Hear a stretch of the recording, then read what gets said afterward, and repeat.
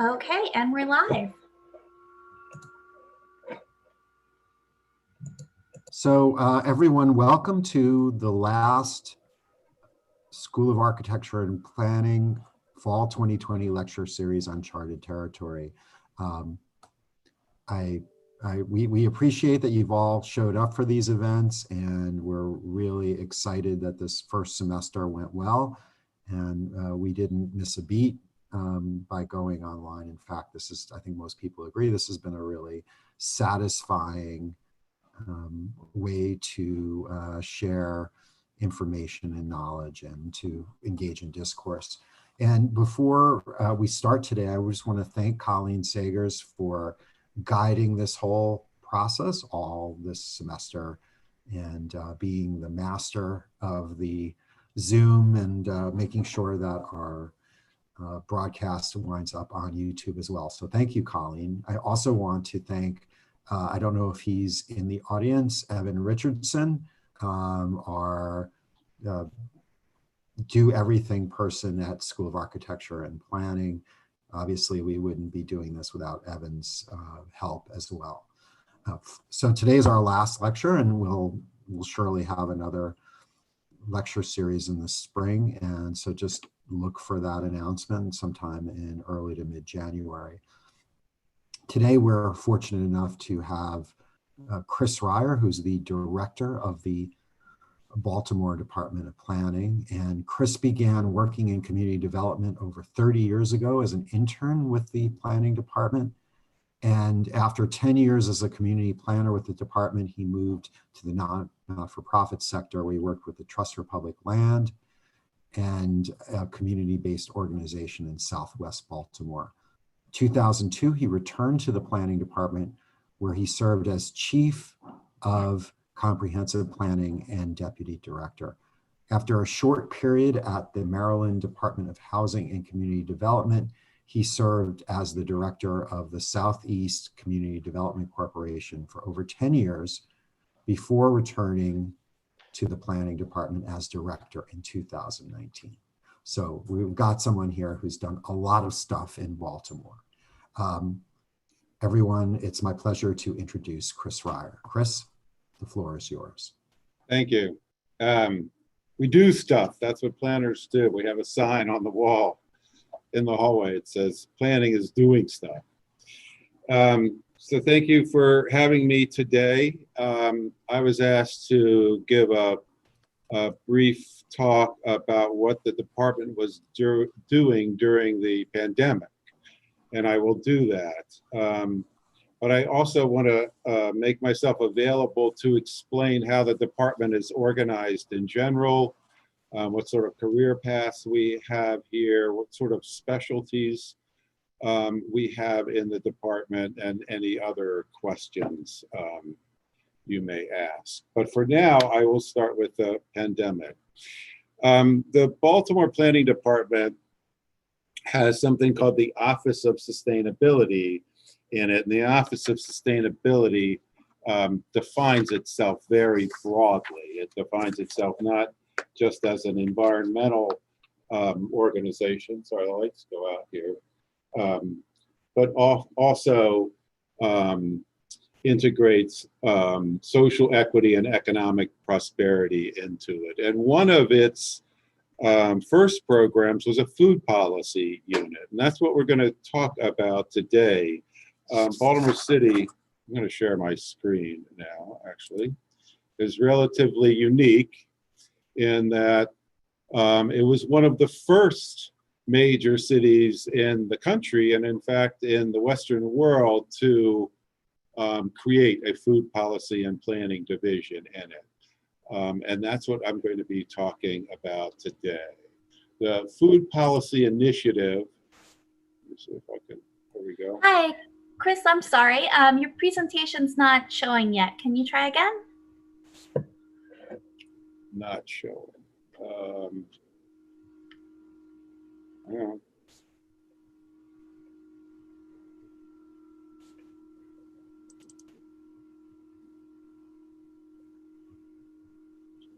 Now do you see it? Not quite yet. Did you hit the share screen button at the bottom? I did. I will close it and reopen it.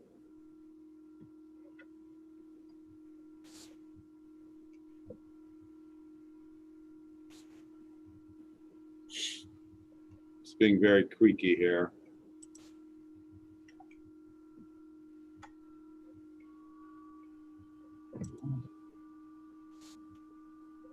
I'm sorry. Oh, it's okay. I think we've just been having too much good luck so far with the presentations. We had to have one technical mishap before everything ended. Ay, ay, ay. I'm going to try to reopen Zoom. If you'd like, I can go ahead and share the presentation for you from my screen. Perfect. Okay. And then you can just tell me when you want it to move forward. So everybody will give me just a second.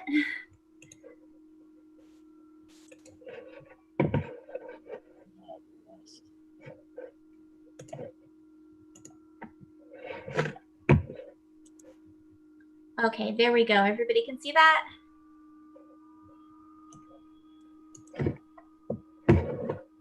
Is that good? Okay. Well, I can't manipulate. If you could go to the next one.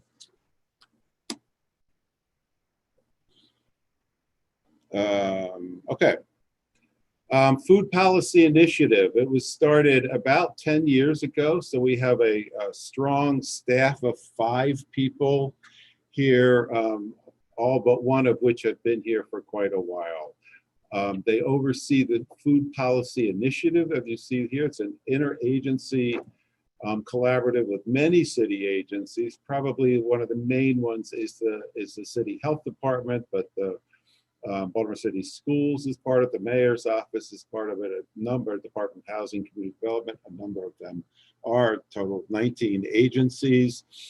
We also bring in, as you probably know, Baltimore has a really rich mixture of universities, advocacy groups, nonprofit organizations, philanthropic organizations, and we pull all of them into this thing we call a Food Policy Action Coalition. And this is really the brain of our Food Policy and Planning Division. It plans the work and coordinates it among all the other things going around food and food policy in Baltimore City. And then we do something really unique to ground our work. Baltimore City Planning has a long tradition of working very closely, very hands-on with the neighborhoods in Baltimore. And the Food Policy Initiative has created a system of food equity advisors. These are people selected from the community in a variety of ways that changes from year to year. Folks are compensated for their time and they're brought in to review and advise on all of our major policy initiatives here. It's a relatively new idea. We are in our second cohort with our advisors. The first cohort was selected, one from each councilmatic district. This year we focused, fortunately, I think with the pandemic, we focused on the various neighborhoods in our public housing complexes. So we selected about a dozen residents from different public housing complexes around the city, 15 residents, and they advised us on our work for this year. Next slide.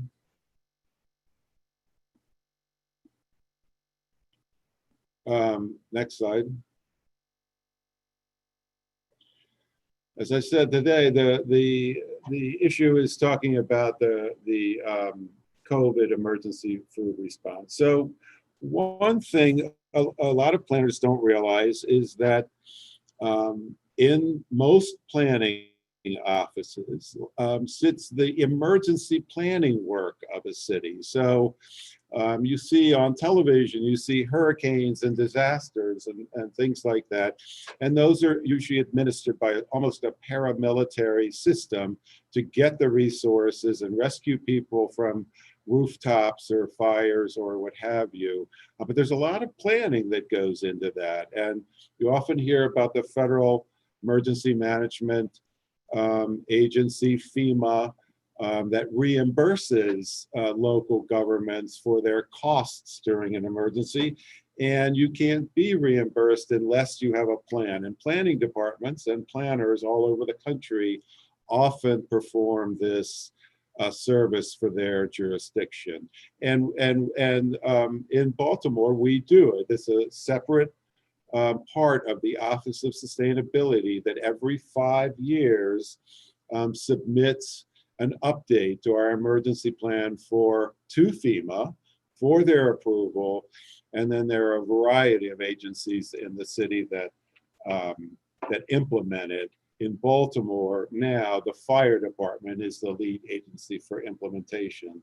So we have an emergency operations center set up and functioning now because of the pandemic, and there's certain protocols that go on during an emergency where we all basically, we obey this guy in the fire department that coordinates the city's emergency response.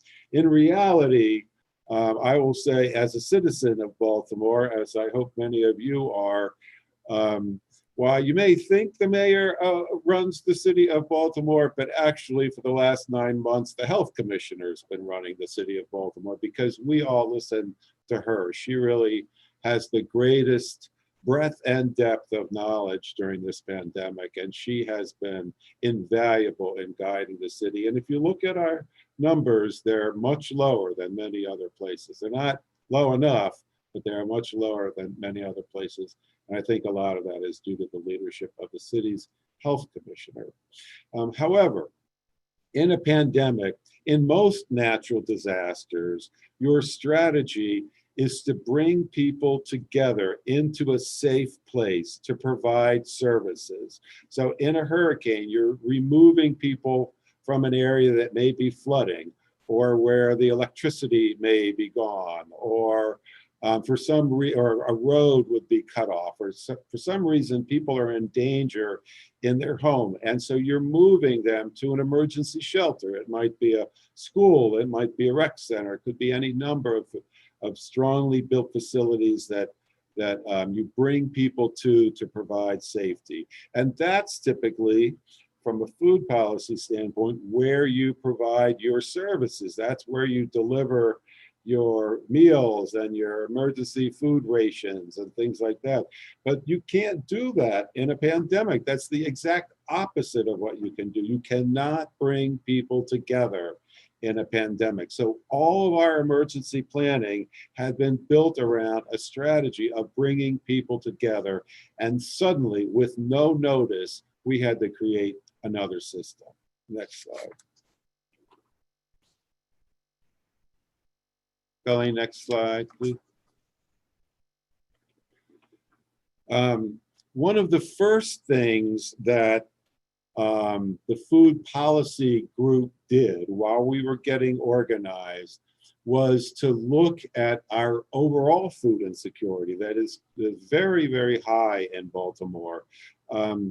In a good day in Baltimore, about a quarter of the population is on what they call SNAP, which is the term for food stamps. They are getting assistance from the governor to meet their daily food needs. It's a tremendous number. During the pandemic, that number has gone up to a third.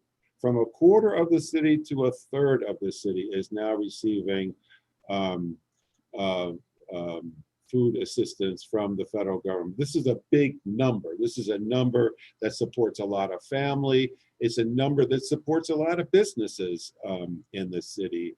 And part of the food policies group has been to streamline that process as much as possible, to move as much online, to make it as easy as possible for our residents to sign up for food assistance, because many of them did not use it before, but now need it. And as you can see from this chart. It has brought literally millions, tens of millions of dollars into the city just since last March.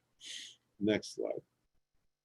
By the way, one piece I'd like to add to that. So one of the purposes of having a food policy group is that you have this small team of people that have these connections in the food world. So we were able to immediately call our federal representatives in Washington and our state representatives in Annapolis and work with them to expedite the types of assistance that we needed here. And that's invaluable in an emergency. If you don't have those relationships, if people don't know who you are, you don't have a plan, you're not able to move quickly.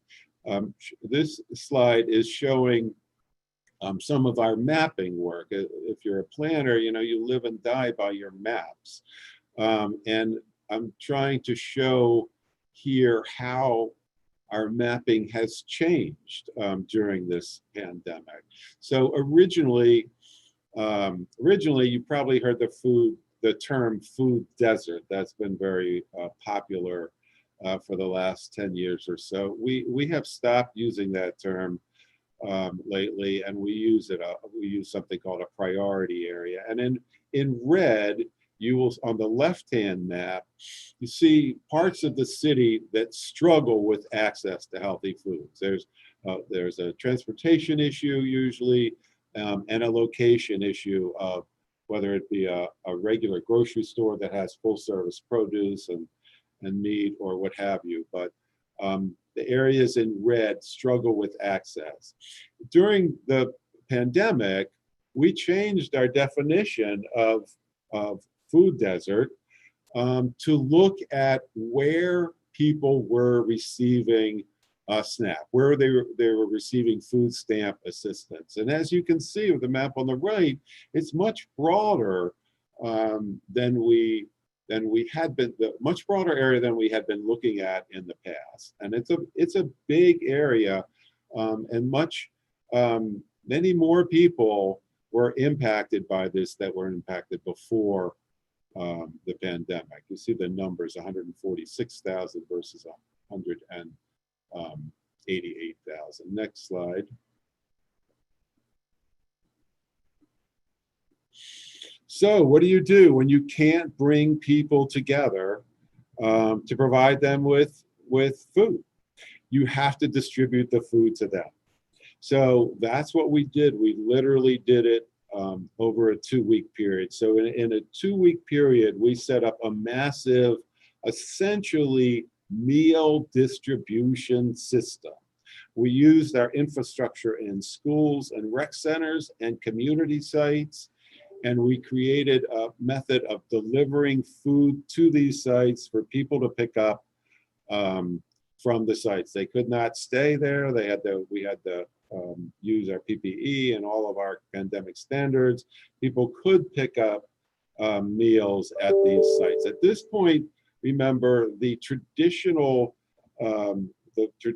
systems were breaking down because of overwhelming demand and the pandemic. So the typical thing of going to a food pantry, which was in a school, which was closed because of the pandemic, wouldn't work. So we had to create this almost immediate jury-rig system and then start planning for the pandemic. So this shows you the scale of what we were doing. First, we added 25% to the food stamp rolls. Then we created a system of meal distribution for older adults. They had to be delivered to their homes. We couldn't risk letting adults out. So we created a whole meal delivery system with the volunteer, first with the National Guard.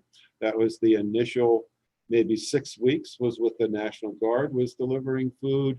And then eventually some key partners, Amazon.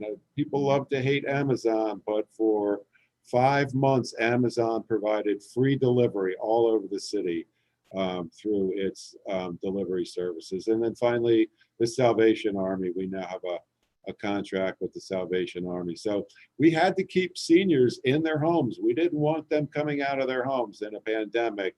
So we turned everything inside out. All the seniors that used to come to senior centers were now getting their deliveries at home. For the youth, that all city school children for that matter, get fed at school twice a day. We couldn't do that anymore. Schools were closed, but they could go to the school and pick something up. All the rules were relaxed. The food was, which was all reimbursed by the federal government, was not limited just to children. It was extended to their families also. And then gradually we started reopening and rebuilding up our community-driven responses and our food pantries. And I'll come back to that later. That's been a really important part of our system. Next slide. Next slide. All right, well, this is a little bit complicated, but what I'm going to try to explain is how over the course of the summer, we shifted from meal delivery to box delivery. This is very important. It was unsustainable to deliver tens of thousands of meals every day. We couldn't do it. There wasn't the manpower. It wasn't an issue of money, because at this stage we were being reimbursed by the federal government for everything. It was simply a question of manpower. It was an overwhelming amount of work. And so we shifted based on something that had been done traditionally by food banks to this box system. So we created a series of boxes and then created a distribution system for the boxes. As I mentioned earlier, we used the National Guard initially, and then Amazon, and then the Salvation Army. We created a depot in the convention center in downtown Baltimore. That's actually a photo. The bottom photo on the left is of the convention center, where we staged, because the food bank and health rope was overwhelmed. They were breaking down there. This was not just an issue in Baltimore City, it was an issue in the metropolitan area. So we stood up our own food bank within the convention center and then used it as a distribution center all over the city. We began with these pretty basic, crude, shelf-stable 40-pound boxes.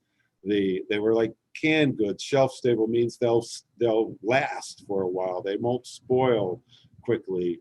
Then we added on a produce box. We went to the federal government. We got a contract with 2 local produce distributors. We got the federal government to pay for it, and we started distributing thousands and thousands of boxes full of fresh produce, which is pretty important to maintain your health in a pandemic when all you're eating is canned food.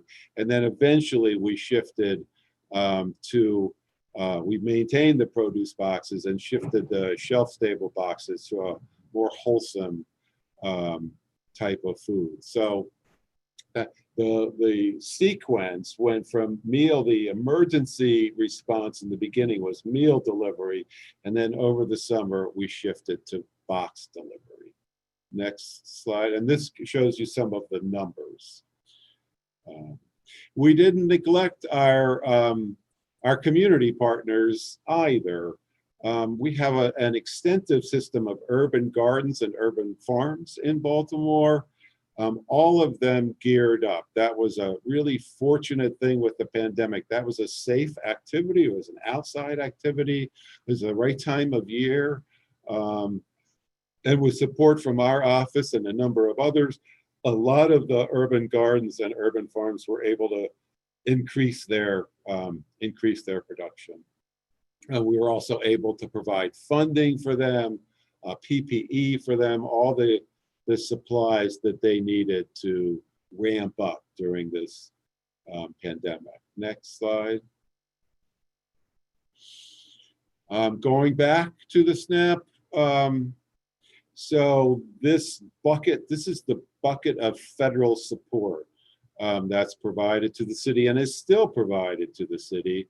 You all know what's going on in Washington. Right now, we are operating on CARES funding that was approved by the Congress and the president back in the spring. That CARES funding will end December 31st.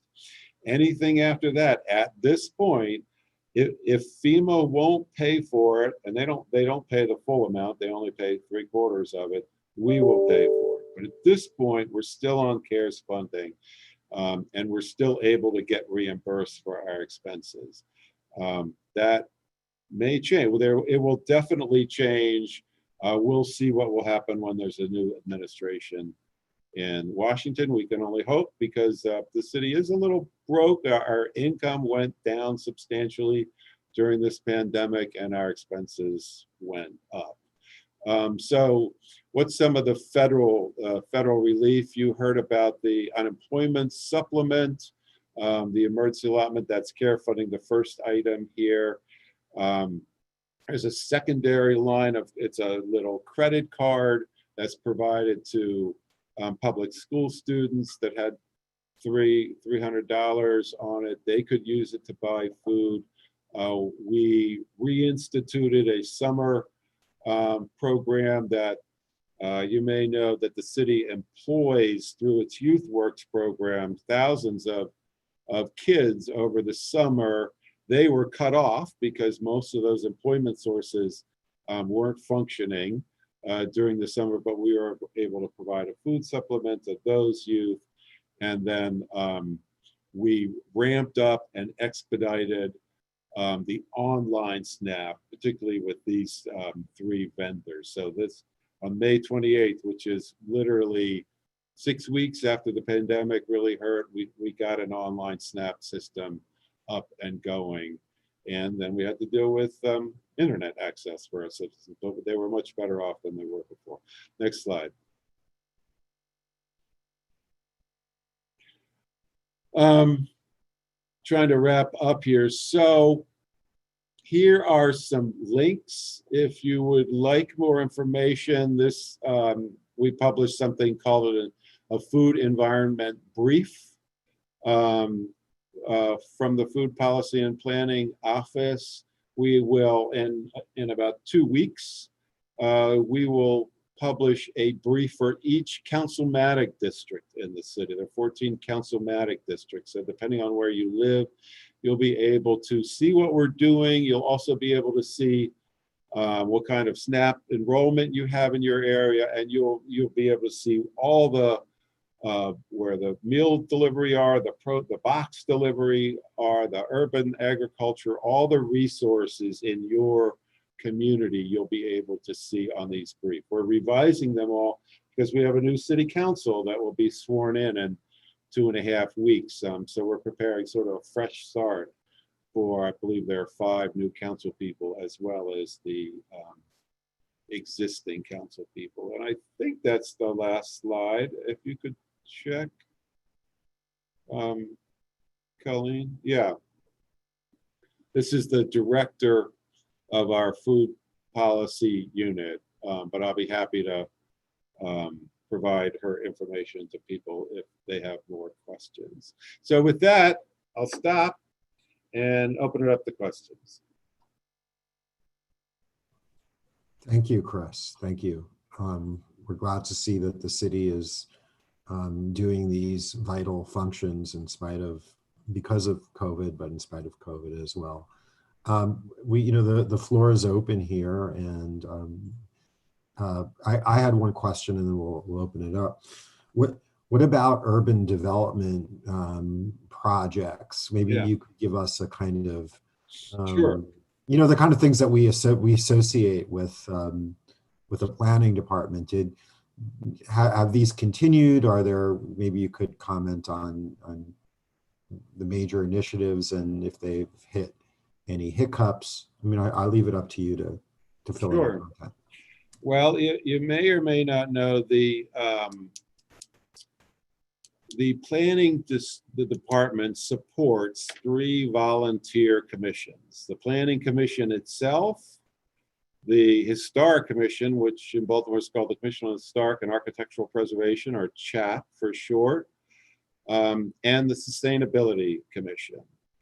They vary from 9 members to 20 members. And we also support the Urban Design Review Panel, which is chaired by somebody from Morgan. All of these these public hearings are held virtually now and have been since day one.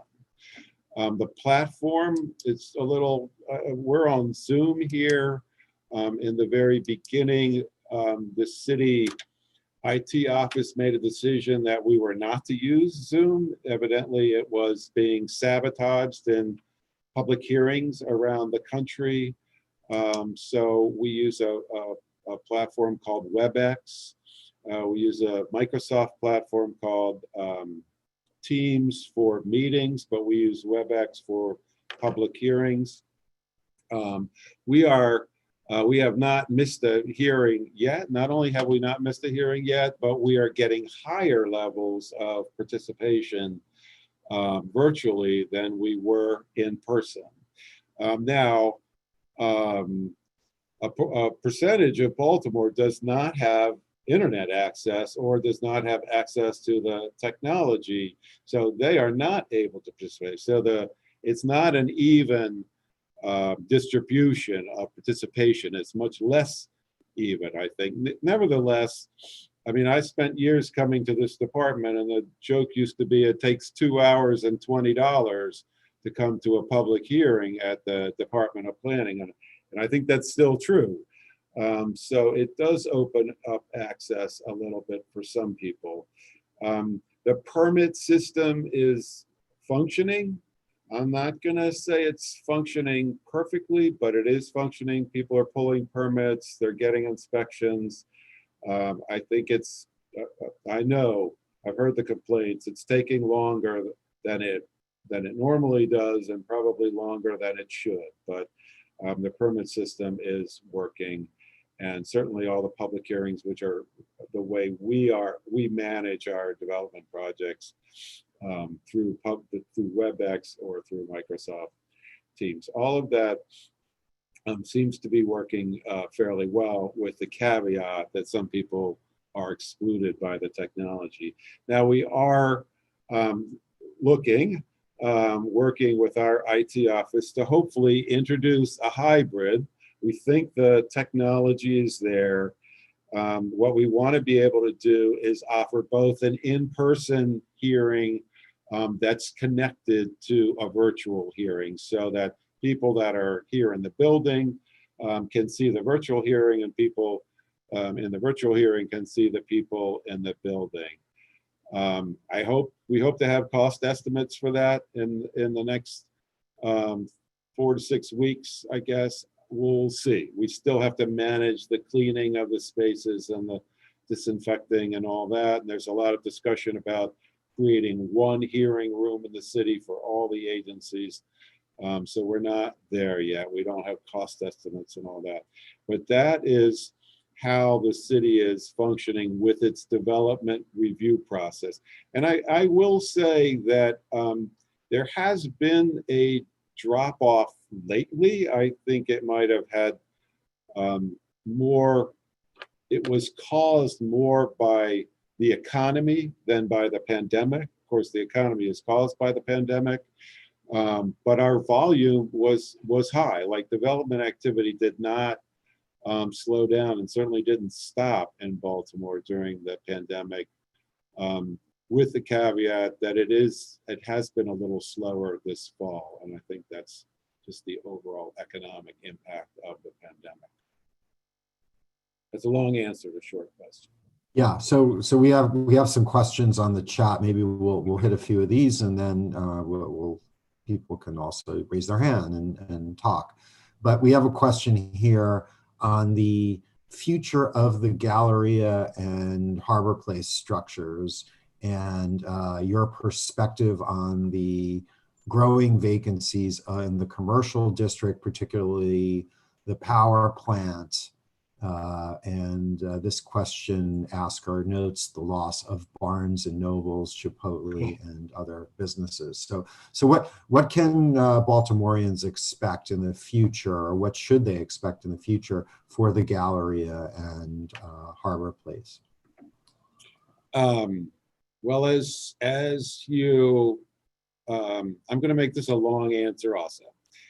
First of all, as you know, there are ownership issues with Harbor Place and the Galleria for that matter. These are retail, almost exclusively retail companies that are struggling mightily, that were struggling before the pandemic. There's been a sea change in retail, and Amazon has a lot to do with it. So the industry as a whole, the retail industry as a whole, is struggling, and these two particular companies are struggling more than most. So I don't have a short answer for that, except for that our economic development agencies working with those companies to try to sort them out and get them into a position where we can reinvest in that. We'll add some other issues though. First of all, the Inner Harbor as a whole is 40 years old now, and it needs maintenance and upkeep. There are bulkhead issues and promenade issues and things like that the city's going to have to figure out how to finance the regular maintenance and ongoing maintenance of those facilities. And many of the nonprofit institutions around the harbor are going through a similar experience. The aquarium, for example, the pipes in the aquarium are 40 years old. The windows, those glass triangles at the top, they have a tendency to fall out after they get to be a certain age. So there's infrastructure issues also all around the Inner Harbor, and we have climate change. So we just published a report on nuisance flooding in the Office of Sustainability of the Planning Department. We do our environmental regulation for the city. So we regulate the critical area, which is Chesapeake Bay, 1,000 feet back from the Chesapeake Bay. We regulate the Forest Conservation Act. We regulate the floodplain ordinance. And we regulate what's called tidal flooding, which is flooding that is caused on the coast, not riverine flooding, which is caused by streams, rivers, and storm drains, but tidal flooding, which is caused by the Chesapeake Bay and literally by sea level rise. And so today, if you can picture the amphitheater in front of Harbor Place, where the two buildings come together. Now that since 1900, the level of the water in the Inner Harbor has risen by 6 inches. So that little amphitheater area there, which used to flood maybe 2 or 3 times a year, is now flooding once a month. And by 2050, it will rise another 6 inches. So not only do we have infrastructure issues around, not only do we have a retail meltdown going on nationally, we have infrastructure issues around the harbor, and we have sea level rise. So the confluence of those, I think, will mean a gradual reinvention of the harbor. We are rebuilding right now Rash Field to the tune of, I think, about $12 million. It will probably be the last conventional park built around the harbor in the future. As well as possibly with Harbor Place, there's been some studies show where we may want to institute deliberate flooding in the future to ameliorate the overall impact of the flooding. So this would be planned flooding, where areas are left, for example, unpaved with collection bases to soak up some of the water when we have this nuisance flooding, which is, going to happen maybe twice a month by 2050. Long answer to a short question. No, thank you. That was great. Very helpful. Thank you. While we're talking about capital investments in the city, somebody has a question here. With the change in administration in Annapolis anticipated in 2 years, and I think we can generalize this, that there's going to be a change in the city, there's a change in the city administration, there's going to be a change in Washington. Eventually there'll be a change in the state administration as well. Do you foresee the opportunity for major new public development, public infrastructure projects? And part of that, do you see potential for the rebirth of the Red Line? Okay, good question. So you may or may not know, this is the first mayoral election that coincides with the presidential election. You may remember, if you go back this far, to Mayor Rawlings Blake had a 5-year term instead of a 4-year term. That was to align Baltimore's election with the federal election in hopes of increasing turnout. And this was the first election where the mayor was elected at the same time as the president. But I happened to be on the phone today with the president of Baltimore, whose name is Mosby. He's president of the city council. And we were talking about this very issue. He has moved from his job as a delegate in the General Assembly in Annapolis to president of the city council in Baltimore. So he has a lot of expertise in transportation funding. So do I see you better believe I see an opportunity. It's more than an opportunity. We got to do it. Let me tell you what's going on in this city, particularly in regard to transportation funding, and the Red Line is the tip of the iceberg. I'll back up. The largest dedicated fund in the Maryland state budget is something called the Highway Trust Fund. It is made up of revenues from gas tax, titling, taxes, a variety of auto-related revenue sources. And it's down a little bit because of the pandemic. It's not terribly down because there are people driving electric cars and things like that, which decrease their revenue, but there are also more people driving gigantic SUVs that get 15 miles to a gallon. So revenues are relatively stable, although they are not what people would want them to be. However, in Baltimore, this pot of money funds 4 state modes: highways, rail, which is the MTA, which is bus and rail, airport, and the port, the maritime port. It also, because Baltimore City is the only jurisdiction in the state that maintains all of the roadways within its boundaries, Baltimore City receives automatically 15% of highway user revenue.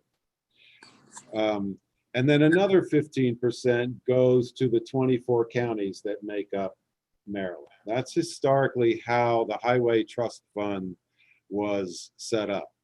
Well, in 2009, our very own Governor O'Malley, in the Great Recession, revenues were way down, and he slashed the highway user revenue to Baltimore City. So our share shrunk from 15% to 8%.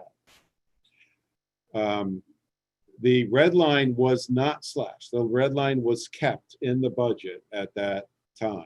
The counties lost most of their funding also. It wasn't just the cities.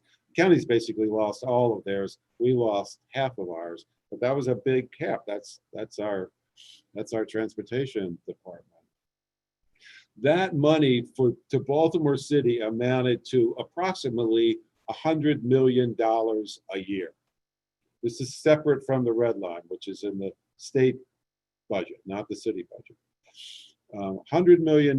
So we went from roughly a transportation budget of $250 million a year to $150 million a year. Essentially, what that did was wipe out the capital budget of the Department of Transportation. The remaining $150 million funds the operations of that department.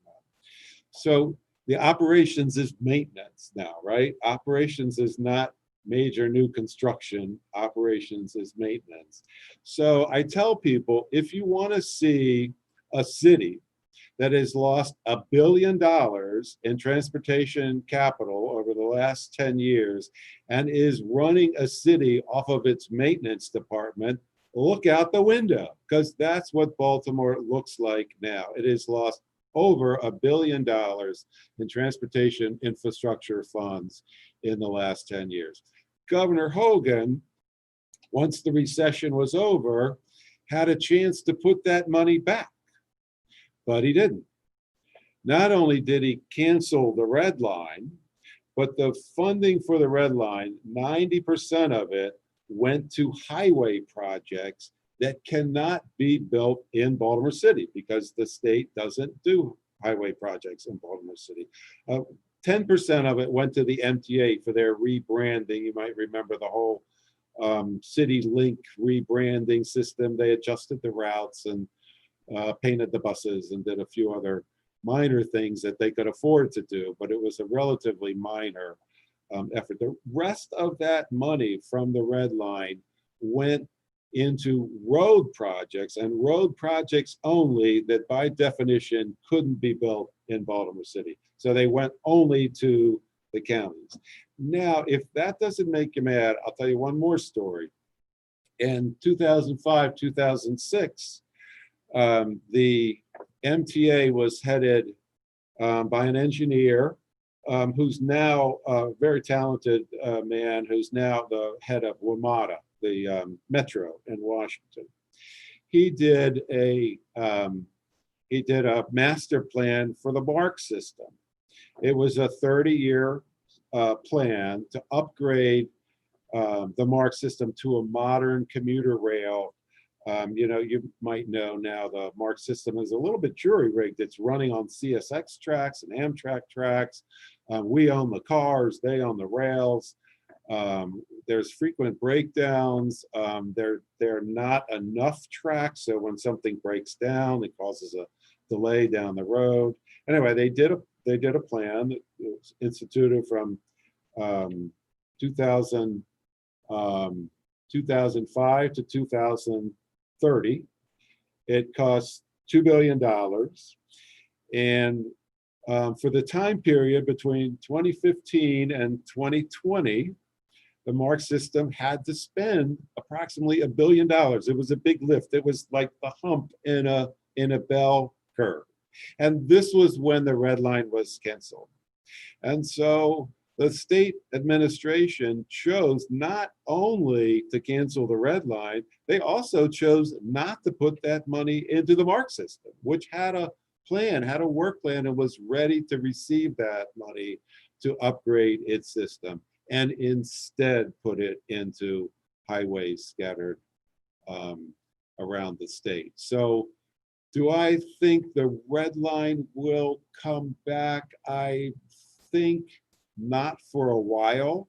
Because of what I've just gone through, there are more urgent priorities than that. One thing I am really proud of now with our leadership in the Department of Transportation, we as a city, we will do everything we possibly can to support the MTA. Like, that is our priority. Our priority, and the MTA is primarily a bus company. So our priority now is to support the bus system. Of course, we're supporting the subway and the light rail, but we really don't have a lot to do with that. But we are prioritizing the MTA and its bus system now. Now, if the formula were to change with the Highway Trust Fund and the highway user revenue, that might change everything. But steps first, I was talking about it with Delegate Mosby today. Like, we need to prioritize getting our revenue back at a minimum when during the next gubernatorial election. That's a long answer to a short question. That's good. We're going to need all your help. We're going to need you guys out there in front of the TV cameras, waving your arms and jumping up and down. I'm sure everybody in this virtual space will, if you tell them to do some sort of activism to bring the red line back, to get it back faster, they'll do it. So okay. You've got well, it was 53 for a while, but at least 48 participants behind you. It'd be a great thing for the city and the region. So push ahead. There was another question about the pandemic and about changes to the city, physical changes in the landscape of the city, things that have happened since the pandemic. And are any of them notable, or things that you think will stick around after the pandemic? I can give one small example, I think. One of the things you heard my bio, one of the things I'm passionate about is community development. And this is the third time I've worked in this department since 1985. And I came back this time as the director for a reason. And the reason was that I believed that the city was really developing a community development agenda and strategy for the first time. And if you haven't seen it, I would ask you to look at it. It's on our website and it's on the DHCD website. We call it the Framework for Community Development. So this goes back a couple of years. Mayor Pugh, I was hired by Mayor Pugh and sworn in by Mayor Young. Mayor Pugh prioritized community development in a number of ways. First of all, Baltimore Housing was split into two agencies. It was split into the Housing Authority and the new Department of Housing and Community Development. That was kind of gigantic because the Housing Authority, the issues around the Housing Authority always overwhelmed the community development agenda of the city, or at least in recent years, as the federal government kept pulling back and pulling back and pulling back on its support of the Housing Authority. It had become a crisis unto itself, and much less energy went into the community development side of the housing department. So splitting them virtually created, sorry, my light keeps going out, created a new agenda for the city around community development. And this strategy was produced, called the Framework for Community Development. If you Google Framework for Community Development in Baltimore, it'll come up. And we use religiously in the city something we call the Baltimore Housing Typology, which is it's developed by the Reinvestment Fund. It's a CDFI in Philadelphia. It's proprietary. It's a multivariate analysis of the city's residential real estate market. And it essentially shows the city on a fairly granular level from strong to weak markets. So we took this typology and we worked on figuring out where in the most distressed parts of the city, where did we have the most assets in terms of land and money, and where did we have the most opportunity in terms of leadership, community leadership, market, maybe adjacent market strength, something like that. Where did we have the greatest chance to stimulate redevelopment of stressed areas? And in the framework, we identify those areas. There are maps in that which show in Park Heights and West Baltimore and Southwest and East where we think we can marshal our resources, which are limited, but they're still substantial, where we can marshal them, coordinate them, focus them in a place. So this is place-based, and change that community. There have been some successes. The 3 or 4 people know to in the last 10 years or so, I haven't been involved, have been the Reservoir Hill area, the Barkley area, the Greenmount West area, parts of the Oliver area. These are examples where there was a focus, usually by a nonprofit partner that committed just to that one specific area, and the city recognized it and provided the support they needed to be transformative. But this framework for community development is what attracted me back to the city. Now, you may or may not know, but Governor Hogan and Mayor Pugh made demolition a big priority of the city. And so there's been a lot of demolition going on in the city, and there's more to come. And not all of that demolition is occurring in the areas where we think redevelopment can occur. So, long answer to a short question, one of the things we're looking at is urban agriculture, particularly in the areas where there's a lot of demolition, but not much hope for redevelopment.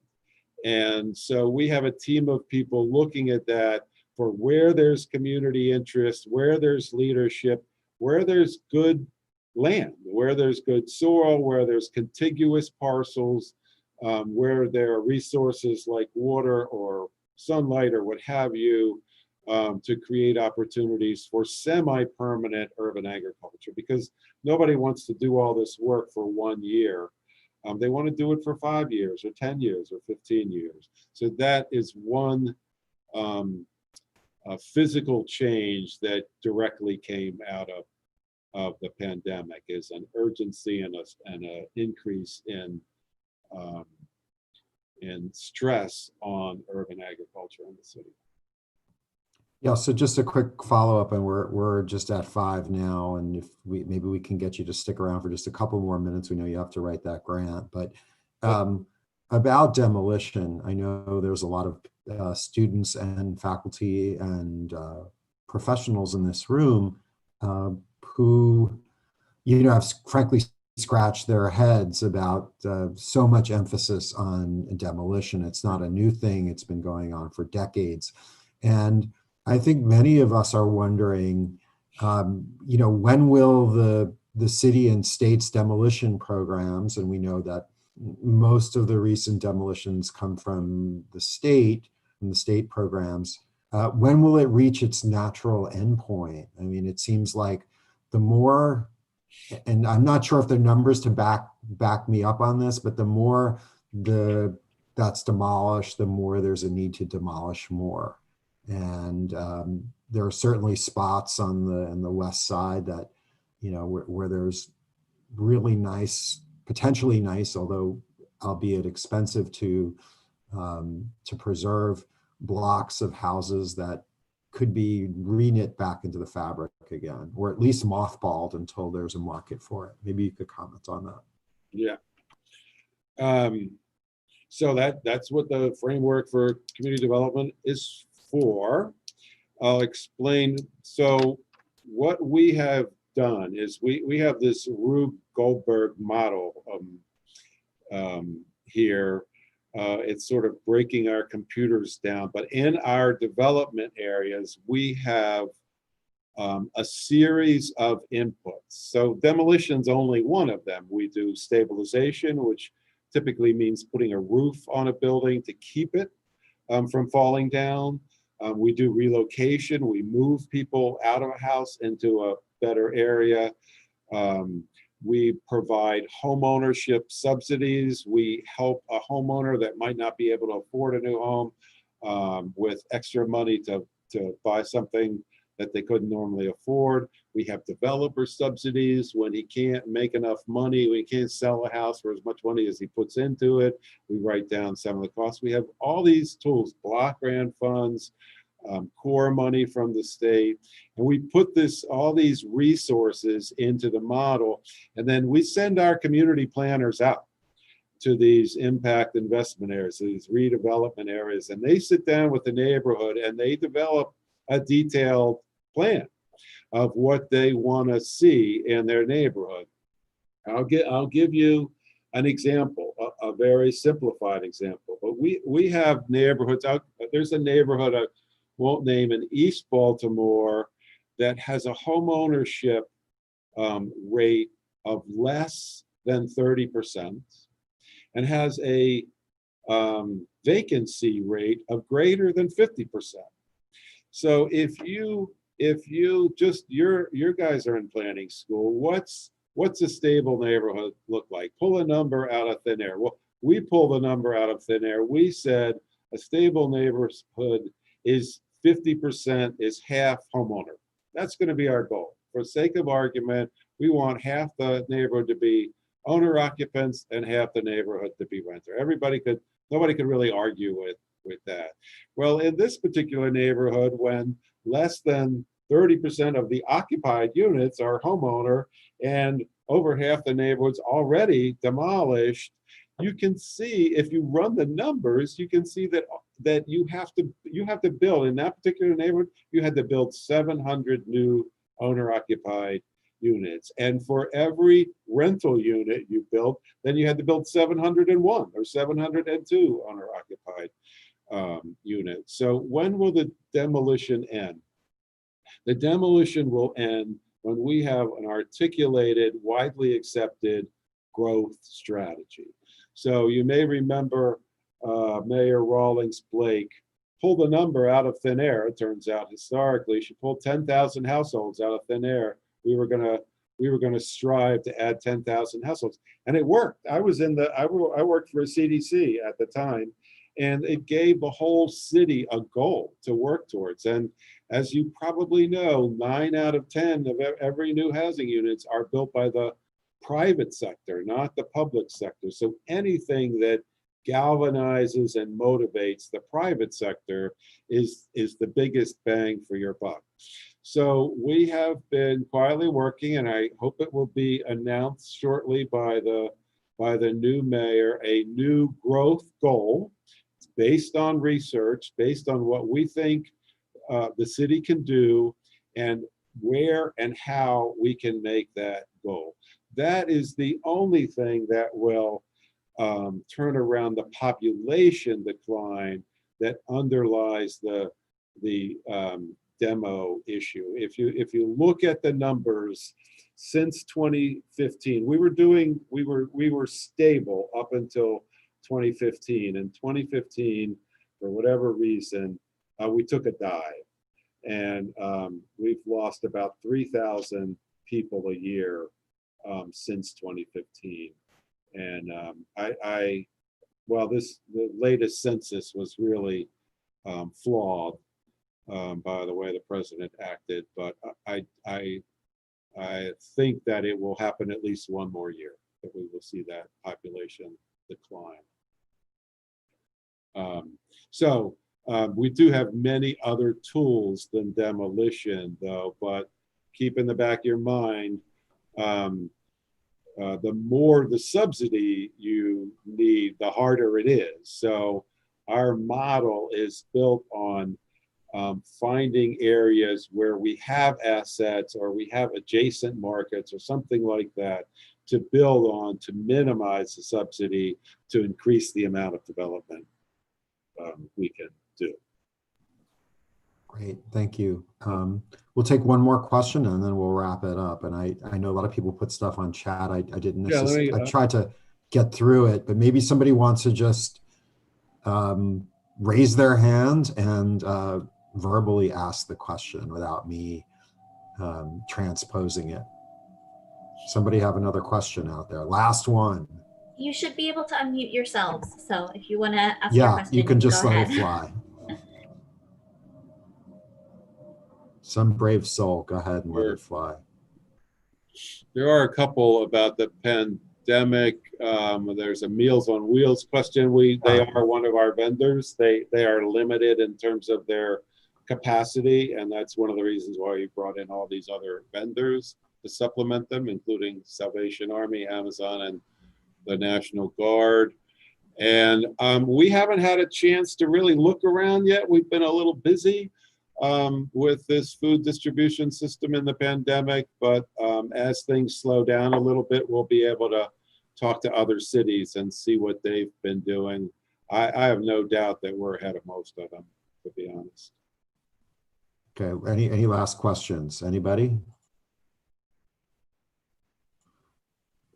All right. So I do want you all, you can go on our website, you can sign up. We have a monthly email blast. We have Facebook. I mean, the Baltimore City Planning Department, I am extremely proud to be the director of it. It is 50 incredibly smart, dedicated people.